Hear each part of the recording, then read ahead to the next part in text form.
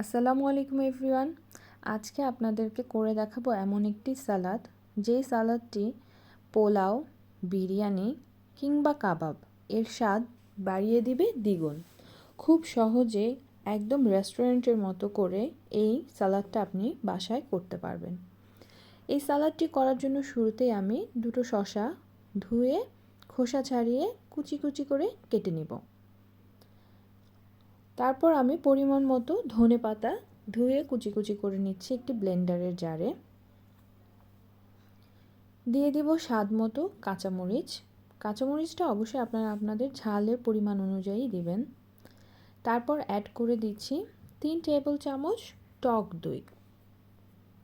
এখানে আমি দইটাই নিয়েছি, কোনো রকম দইয়ের পানি কিন্তু নেইনি, পানি ঝরিয়ে দইটা নিতে হবে।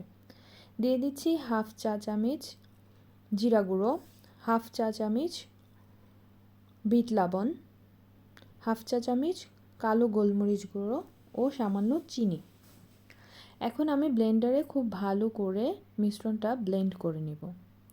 তারপর কুচি করে রাখা শসার মধ্যে দিয়ে খুব ভালো করে মিক্সড করে নিব। তাহলেই তৈরি হয়ে যাবে মজাদার এই সালাদটি। আর এই সালাদটি আপনি পোলাও, বিরিয়ানি কিংবা কাবাবের সাথে খেতে পারেন, যা টেস্ট দ্বিগুণ করে দেবে। সুস্থ থাকবেন সকলেই। আল্লাহ হাফেজ।